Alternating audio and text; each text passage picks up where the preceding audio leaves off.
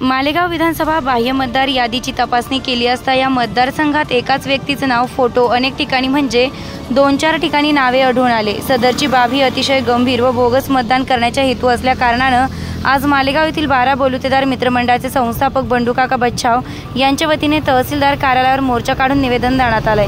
यावेळी शिवसेना उद्धव बाळासाहेब ठाकरेच्या वतीने सुद्धा मोठ्या प्रमाणावर शिवसैनिक सहभागी झाले होते। कलेक्टर ऑफिसला जाऊन पुन्हा त्यांच्याही लक्षात आणून देणार, त्यांच्याकडे पोस्ट देणार, तिथलीही पोस्ट घेणार आणि पॅरलल कोर्टामध्ये आम्ही हा सगळा कोर्टामध्ये आम्ही हे पिटिशन दाखल करणार आहेत, कोर्टामध्ये दाद मागणार आहेत आणि आम्हाला शेवटच्या यादीनंतर आणखीन 8 दिवस ऑब्जेक्शन घेण्यासाठी आम्हाला वेळ पाहिजे। बोला तुम्ही बीजेपी मध्ये आणि इथे सोबत हा स्वतः ज्या मतदाता आहेत त्यांनी मतलब 5 ठिकाणी 4 ठिकाणी मतदान केलेलं नाही।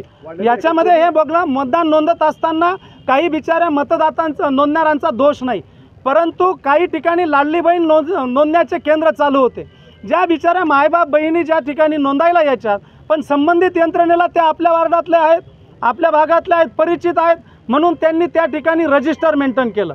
रजिस्टर मेंटेन करून ही नावं त्यांच्या सोयीने त्यांच्या बी वार्डात ठेवली आणि आहेत त्या ठिकाणी बी ठेवलीत। त्यांच्याकडे रजिस्टर आहे, त्या रजिस्टरने संबंधित माय बहिणीला किंवा माणसांना त्या ठिकाणी, माणसांचं काय कारण असं तिथे येण्याचं आपण समजू शकतो। लाडली बहीणच्या माध्यमातून हा बिचाऱ्या भगिनींना माहीत नाही, त्यांचे मतदान नोंदले, पण काही माणसं पण मोठ्या प्रमाणात आहे, पुरुष वर्ग पण मोठ्या प्रमाणात आहे, हा पण मोठा चिंतेचा भाग आहे। आणि म्हणून मी सगळेच दोषी या आहेत असं मी म्हणणार नाही, परंतु काही मात्र ठरवून हे प्लॅनिंग झालेलं आहे हे मी मात्र खात्रीने या ठिकाणी नमूद करेल।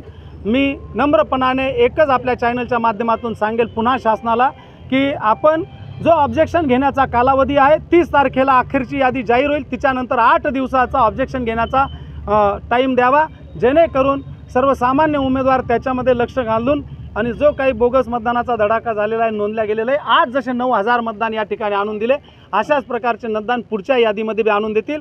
आमचा अंदाज आहे की 3 दिवसामध्ये जर आम्ही 7-8 हजार मतदान शोधू शकतो तर येणाऱ्या काळामध्ये जर 9-10 दिवस मिळाले तर आम्ही आणखीन 10-15 हजार मतदान शोधून काढू आणि ते संबंधित निवडणूक विभागाच्या लक्षात राहतो। त्या एरियात बी आहे, उदाहरणार्थ द्याण्यामध्ये मतदान आहे, त्या द्याण्यावाल्याचं 9-7मध्ये मतदान आहे, 9-7वाल्यांचं संगमेश्वरमध्ये मतदान आहे, म्हणजे तो त्या ठिकाणी बूथ करेल आणि निवडणुकीच्या प्रक्रिया एक विशिष्ट केमिकल येतं, ते केमिकल त्या शाईला लावलं की 2 मिनिटांमध्ये ती शाई गायब होते आणि तो त्या ठिकाणी अशी जर मतदान यादी चेक करायला गेलं तर त्या मतदान यादीमध्ये बोगस मतदान दिसत नाही। पण उद्या मी माझ्या सोयगावला राहतो, माझंच मतदान मी पुन्हा संगमेश्वरमध्ये नोंदलेलं आहे, पुन्हा मी द्याण्यामध्येही नोंदलेलं आहे, इकडे मतदान करायचं, त्या केमिकलचा यूज करायचा आणि पुन्हा त्या ठिकाणी जाऊन मतदान करायचं, अशा प्रकारची ठरवून एक शातीरपणाने बोगस मतदानाचा चाललेला आहे धडाका। आणि एक मतदान 3-3 ठिकाणी, काही मतदान तर 5-5 मतदान 5-5 ठिकाणी नोंदलेले आहेत। आम्ही ते तहसीलदार साहेबांच्या निदर्शनात आणून दिलेले, पेन ड्राईव्ह दिलेला आहे, आज पोच घेतलेली आहे।